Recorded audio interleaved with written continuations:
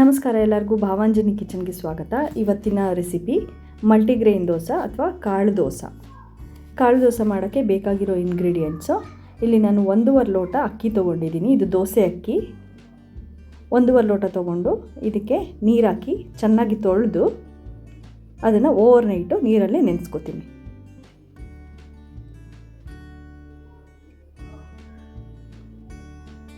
ಮತ್ತು 1 ಕಪ್ ಅವಲಕ್ಕಿ ತೊಗೋತೀನಿ. ಈ ಅವಲಕ್ಕಿನೂ ಅಷ್ಟೇ ಒಂದು ಸಲ ತೊಳೆದು ನೀರು ಚೆಲ್ಲಿ ನೀರು ಹಾಕಿ ಓವರ್ನೈಟು ನೆನೆಸ್ಕೊತಾ ಇದ್ದೀನಿ.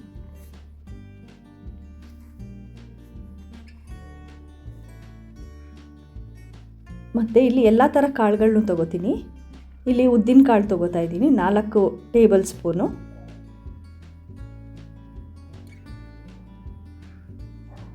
ಮತ್ತು 1 table spoon soya,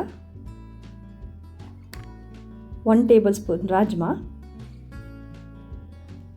1 table spoon ಕಡಲೆಬೇಳೆ,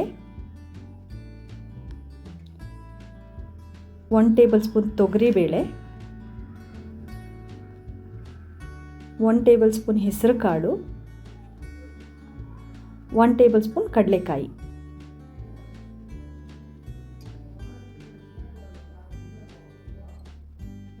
ಮತ್ತು 2 ಟೀ ಸ್ಪೂನು ಮೆಂತ್ಯ ಹಾಕೋತಾ ಇದ್ದೀನಿ.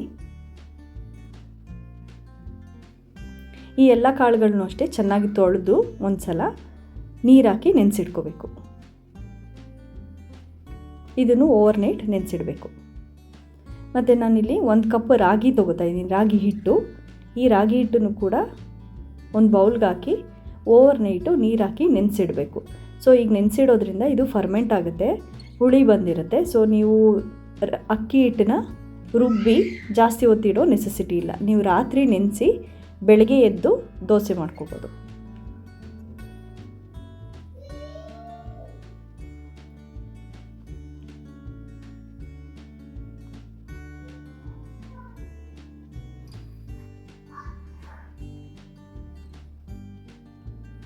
ಈಗೆಲ್ಲ ನೆನೆಸಿರೋ ಇಂಗ್ರೀಡಿಯೆಂಟ್ಸ್ನ ಒಂದು ಕಡೆ ಇಟ್ಕೋತಾ ಇದ್ದೀನಿ, ತೋರಿಸ್ತೀನಿ ಏನೇನು ಅಂತ.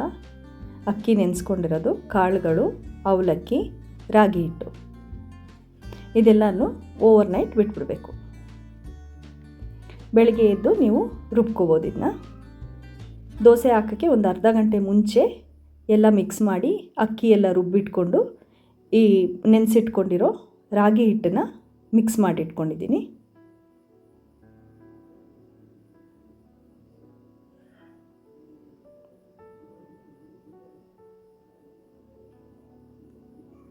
ರಾಗಿ ಹಿಟ್ಟು ಫರ್ಮೆಂಟ್ ಆಗಿರೋದ್ರಿಂದ ಒಂದು ಅರ್ಧ ಗಂಟೆ ಬಿಟ್ಟರೆ ಅಕ್ಕಿನೂ ಕೂಡ ಫರ್ಮೆಂಟ್ ಆಗಿಬಿಡುತ್ತೆ.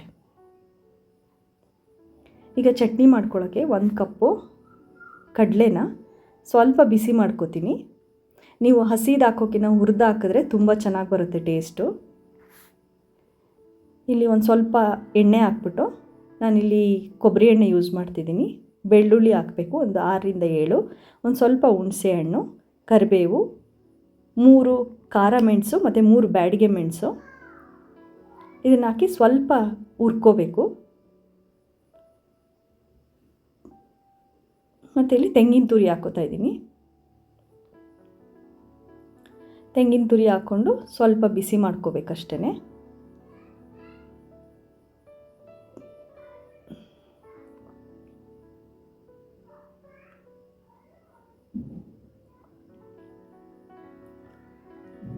ಇದಕ್ಕೆ ಸ್ವಲ್ಪ ಕೊತ್ತಂಬರಿ ಸೊಪ್ಪು ಹಾಕ್ಕೊಂಡು ಇದನ್ನೆಲ್ಲ ಸೇರಿಸಿ ಒಂದು ಮಿಕ್ಸಿ ಜಾರ್ಗೆ ಹಾಕ್ಕೊಂಡು, ಆಲ್ರೆಡಿ ಕಡಲೆನ ಮಿಕ್ಸಿ ಜಾರ್ಗೆ ಹಾಕ್ಕೊಂಡಿದ್ದೀನಿ ಹುರ್ಕೊಂಡಿರೋದು.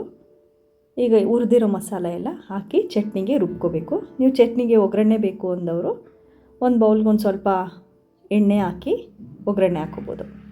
ಈಗ ನಾನು ಆಲೂಗೆಡ್ಡೆ ಪಲ್ಯ ಮಾಡೋದು ಹೇಗೆ ಅಂತ ಹೇಳ್ತಾ ಇದ್ದೀನಿ. ಒಂದು ಪಾತ್ರೆಗೆ ಒಂದು ಸ್ವಲ್ಪ ಎಣ್ಣೆ ಹಾಕಿ, ಎಣ್ಣೆ ಕಾದ್ಮೇಲೆ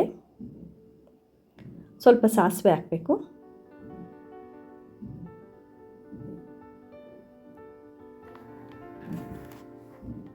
ಈಗ ಸಾಸಿವೆ ಸಿಡಿತಾ ಇದೆ, ಒಂದು ಸ್ವಲ್ಪ ಜೀರಿಗೆ ಹಾಕೋತಾ ಇದ್ದೀನಿ.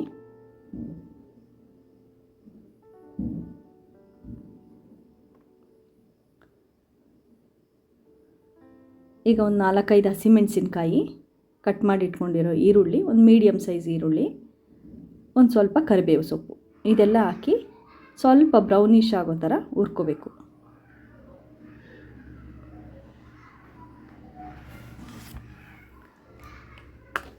ಇದು ಸ್ವಲ್ಪ ಹುರ್ಕೊಂಡಾದಮೇಲೆ ಟೊಮೆಟೊ ಹಾಕಬೇಕು.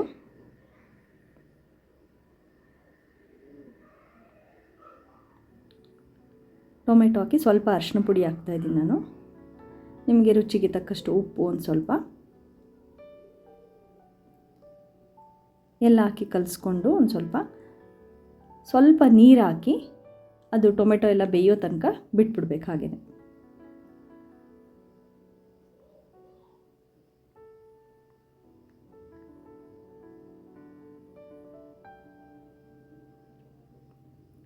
ಈಗ ಟೊಮೆಟೊ ಎಲ್ಲ ಚೆನ್ನಾಗಿ ಬೆಂದಿದೆ. ಸೊ ಈ ಬೆಂದಿರೋ ಟೊಮೆಟೊ ಮಸಾಲಾಗೆ ನಾನಿಲ್ಲಿ 2 ದಪ್ಪದು ಹಿಂಗೆ ಹಾಕ್ತೀನಿ. ಈಗ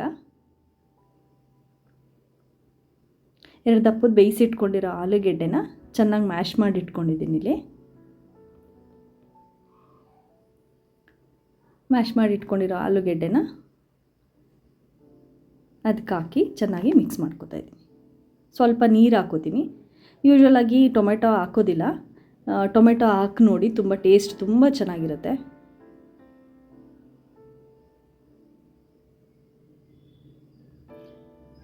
ಸೊ ಕೊತ್ತಂಬರಿ ಸೊಪ್ಪು ಹಾಕ್ತಿದ್ದೀನಿ ಮೇಲ್ಗಡೆ.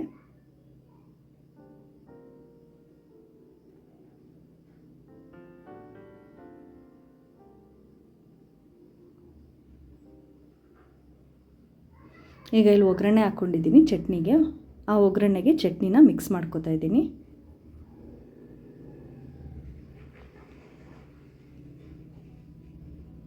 ಈಗ ಇಲ್ಲಿ ಚಟ್ನಿ ರೆಡಿಯಾಗಿದೆ, ಟೊಮೆಟೊ ಪಲ್ಯ ರೆಡಿಯಾಗಿದೆ. ಈಗ ಒಂದು ದೋಸೆ ಹಾಕಿ ನಾನು ತೋರಿಸ್ತೀನಿ ಹೇಗೆ ಬರುತ್ತೆ ಅಂತ.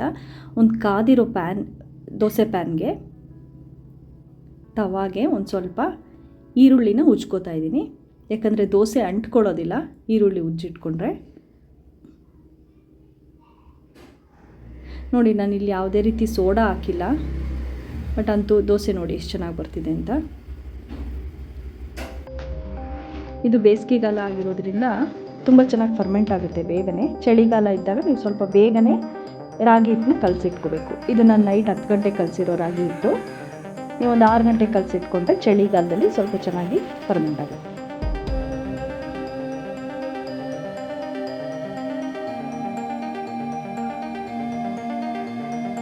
ನೋಡಿ ಎಷ್ಟು ಗರಿಯಾಗಿ ಬಂದಿದೆ ದೋಸೆ.